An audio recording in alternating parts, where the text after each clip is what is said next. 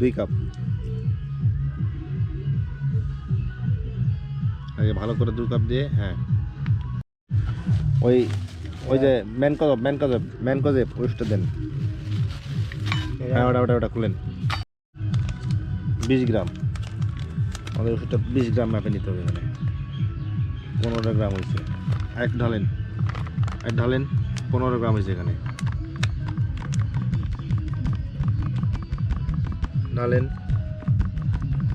ঢালেন চামচের উপর ফেলান, চামচের ওজন হচ্ছে তো। একটু দেন, ঢেলে দেন। আর আছে নাকি দেখেন প্যাকেটে, যা আছে দিয়ে দেন।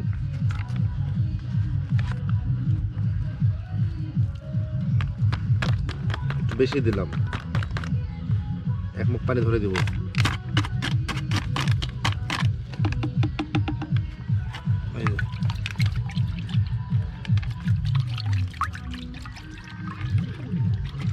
চামচটা ধোয়া যাবে না পুরোটা, বুঝছেন?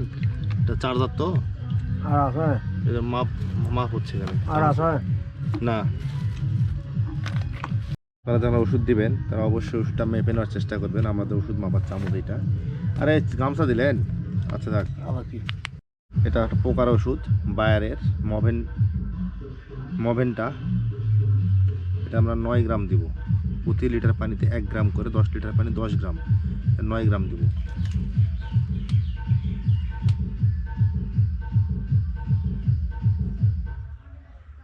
নয় গ্রামের মতো আমরা দিব এখানে। 6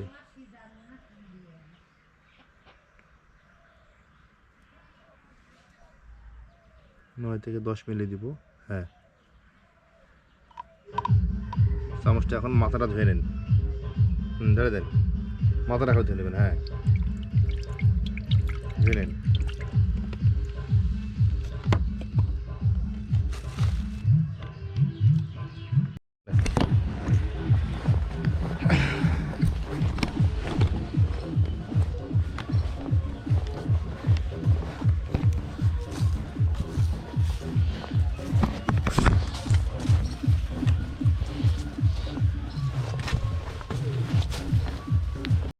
আসসালামু আলাইকুম। কুন্ডু অ্যাগ্রন ফিশারিজের পক্ষ থেকে আপনাদেরকে আন্তরিক অভিনন্দনের শুভেচ্ছা। তো আজকে আমরা আমাদের প্রজেক্টের যে পেঁপে গাছ, টমেটো গাছ আছে, এগুলোতে আমি আজকে নিজে একটু ওষুধ স্প্রে করব। কারণ আমি লোক দিয়ে কাজ করে যেটা দেখছি, তারা ওষুধ ভালোভাবে দিতে পারে না। আর দিতে না পারার কারণে কিছু পেঁপে গাছে আমাদের সাদা মাছির আক্রমণ করছে ব্যাপকভাবে, এবং পাতা খেয়ে নিয়েছে সাদা মাছিয়ে। তার একটা উদাহরণ আমি দেখাতে পারি আপনাদেরকে। এই যে দেখেন এখানে, এই যে এই গাছটাতে দেখেন একটু কি করে ফেলছে সাদা মাছিয়ে।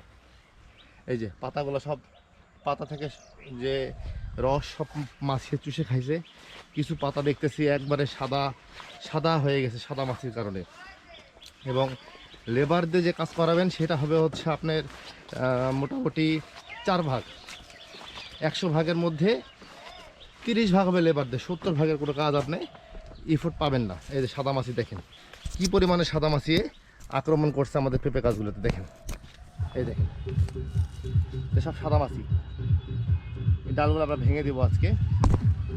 আর এগুলোন কাজগুলো মূলত নিজেদের দেখে করে নিতে হয়। লেবার দিয়ে কাজ করলেও নিজেকে তদারকি করতে হবে। তদারকি করতে না পারেন তাহলে আপনার জন্য কৃষি পেশা না, অন্য পেশা দেখতে পারেন। এই গাছগুলোতে আমরা আজকে নিজে ওষুধ স্প্রে করবো জন্যে প্রিপারেশন নিয়ে এসেছি।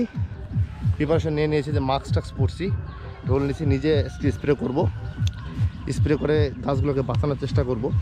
যেহেতু নিজেদের কাজ নিজে করা উচিত, অন্তত একবার হলেও করা উচিত। টমেটো গাছগুলো ঠিক আছে, তারপরও আমরা টমেটো গাছে আজকে স্প্রে করে দিব। এই যে দেখেন, চলেন স্প্রে করা যাক। স্প্রে করে আমরা আজ থেকে গাছগুলোকে, এখানে একটা গাছ দেখাতে পারবো, যেমন এই গাছটা। এই যে পুরো গাছের পাতা ভাইরাস ধরে কি একটা অবস্থা, যাচ্ছে তাই অবস্থা। লেবার দিয়ে কাজ করালে 10 ভাগ কাজও আপনার হবে না। এরা হচ্ছে ফাঁকিবাজ। দেখায় নিতে হবে, গাছ দেখায় দেখায় করাতে হবে। এই যে গাছগুলো সুন্দর সুন্দর পেঁপে ধরছে, আর এই গাছগুলো যদি নষ্ট হয় কেমন লাগে বলেন? এই যে নষ্ট হওয়ার মূল কারণ হচ্ছে লেবাররা সচেতন না। ওদের কথা হচ্ছে চলতেছে চলুক, গাছ মরলে মালিকের যাবে, আমার কি? ওদের চিন্তা ভাবনা হচ্ছে এরকম। এই যে আজকে আমি ওনাদের কয়েকবার করে দেখাই দিছি কীভাবে ওষুধ স্প্রে করতে হয়। এখন পর্যন্ত তারা ওষুধ স্প্রে ঠিক মতো করে নেই, করছে কিছু কাজ করছে, কিছু করে নেই। আমার ওষুধে কাজ যদি করে তাহলে তো আমার গাছে সাদামাছি বা ভাইরাস আক্রমণ হওয়ার কথা না, যেহেতু হয়ে গেছে কিছু করার নাই। এখন এই কাজ আমাদেরকেই করতে হবে। আমরা এখন স্প্রে করব, কারণ কীভাবে স্প্রে করি এটা আপনাদেরকে দেখাই।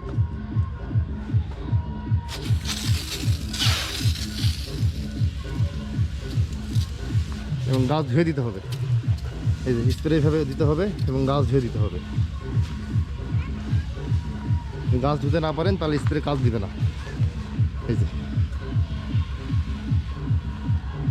দেখেন এভাবে স্প্রে করবেন, ফল ফুল সব ধুয়ে দিতে হবে। ফুল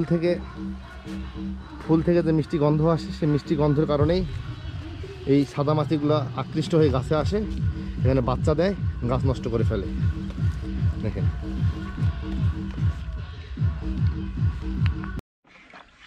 টমেটো গাছের জন্য আমরা যে সাপ্তাহিক যে ডোজটা করে থাকি, যে অ্যান্টাকল, এটা আমরা টমেটো গাছে আজকে দিব, স্প্রে করব। এই যে অ্যান্টাকল গোলানো হচ্ছে প্রতি লিটার পানিতে 2 গ্রাম করে। আর এটা হচ্ছে আমাদের সেই চামচ, এই চামচটা আমি ভেঙে দিই। তো আমরা পেঁপে গাছে স্প্রে করার পরে এখন আমরা টমেটো গাছে স্প্রে দিচ্ছি। এই টমেটো গাছগুলো আমরা স্প্রে দিয়ে ধুয়ে দিব, যেহেতু ছত্রাকনাশক না ধরে। আমরা প্রতি সপ্তাহে যে ডোজটা করি সেই ডোজই আমরা এখন দিচ্ছি। এইভাবে আমরা প্রতিটা গাছে স্প্রে করে দিব। এই যে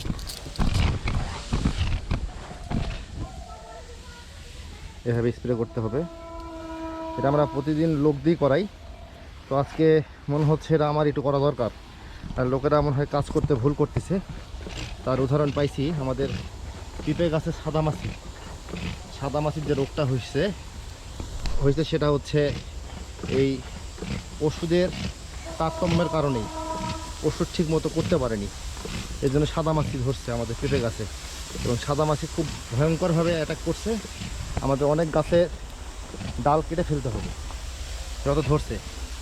তো সেই জন্যই আমি এই স্প্রেটা কীভাবে করতে হয় এটা একটু লোকদেরকে দেখাই দিলাম। এভাবে করতে হবে, সবসময় করতে পারি না, আর মাঝে মাঝে নিজের কাজ নিজে না করলেও হয় না। এগুলা লেবার দিয়ে কাজ হবে 4 আনা, আর আপনি যদি নিজে করেন তাহলে আপনার কাজ হবে 16 আনা।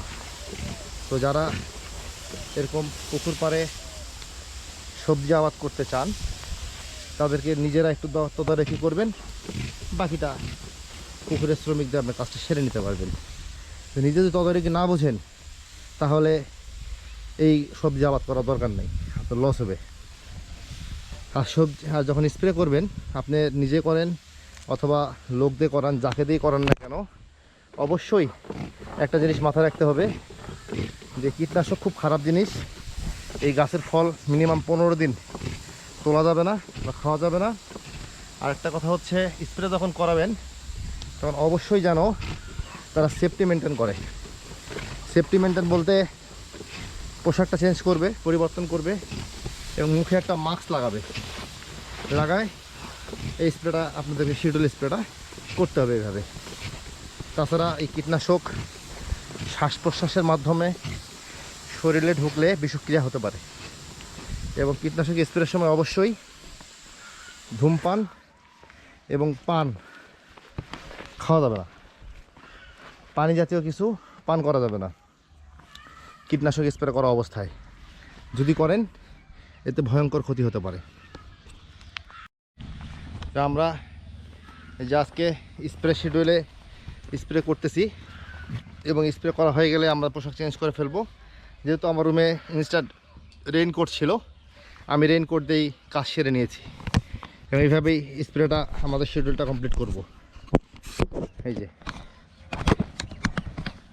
তো আপনারা যারা এই সমস্ত ফুল খেতি ফসল আবাদ করতে চান, যদি বলেন পুরোপুরি অর্গানিক করব, সম্ভব না।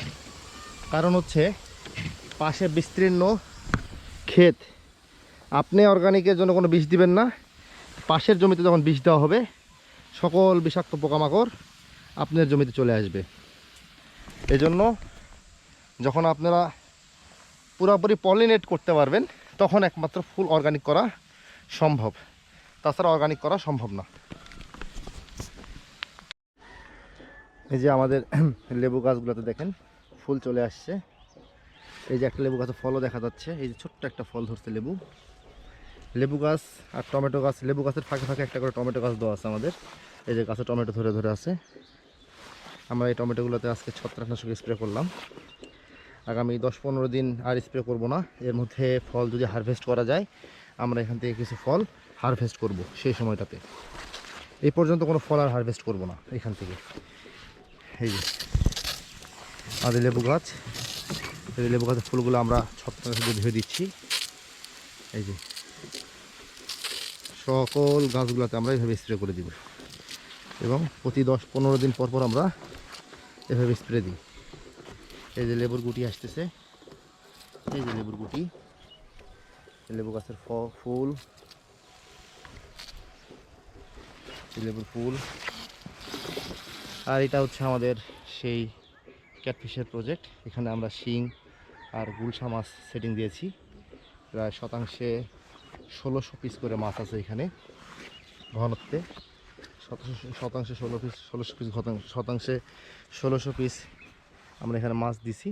যে আমাদের ডেনসিটিটা একটু পাতলাই আছে, অনেকে 2000-2500 করে, আমরা পাতলা রাখছি মাছ বড় করবো জন্য। আমাদের উদ্দেশ্য হচ্ছে আমরা এই মাছগুলো যেন কেজিতে 30টা গুলশা এবং কেজিতে 7-8টায় শিং মাছ নিয়ে আসতে পারি। এই জন্য মাছ আমরা পাতলা করে দিয়েছি পুকুরে। এই যে আর পাড় দিয়ে আমরা এভাবে গাছ লাগিয়েছি। গাছ এই দিক থেকে ভালোভাবে বুঝতে পারবেন, দেখেন এই যে। আর যদি 360 ডিগ্রি দেখাই অ্যাঙ্গেলে, বিস্তীর্ণ মাঠ, খেজুর গাছ, নারকেল ডাব গাছ, এই যে আমাদের পুকুর 360 ডিগ্রি অ্যাঙ্গেলে। তো আজকে এই পর্যন্তই, পরবর্তী ভিডিওতে দেখা হবে আপনাদের সাথে। ভালো থাকবেন, সুস্থ থাকবেন, আমাদের জন্য দোয়া করবেন। ধন্যবাদ সকলকে। কৃষিই জীবন, কৃষি ছাড়া কোনো গতি নেই। বাঁচতে গেলে খেতে হবে, আর খাইতে গেলে খাবার উৎপাদন করতে হবে। ধন্যবাদ সকলকে। এইদিকে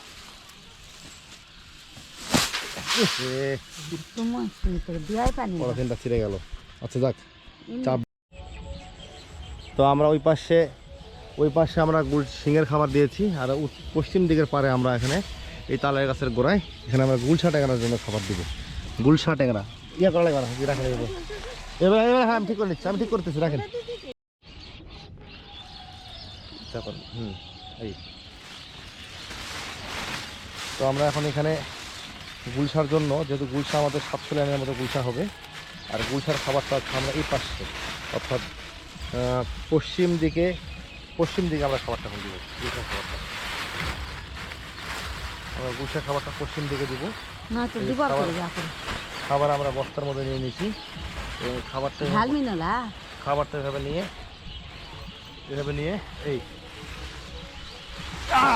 এই চলে যাবে গুলশার খাবার। এখানে গুলশা এখানে খাইতে চলে আসবে। এই যে খাবার দিচ্ছি এখানে গুলশার, গুলশা আসবে না শিং আসবে, কেউ না কেউ তো খাবেই। এই যে পেঁপে, সামনে টমেটো ধরেছে, এই যে টমেটো।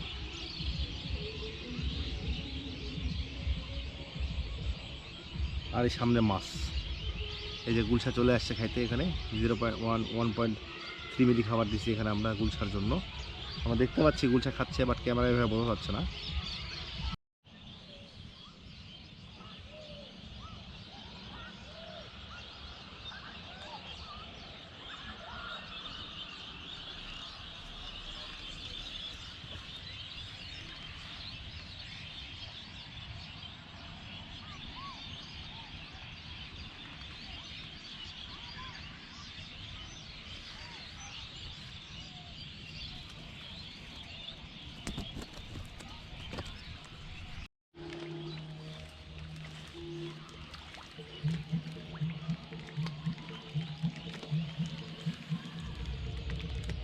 এই যে মাছ চলে আসছে খাবারের জন্য।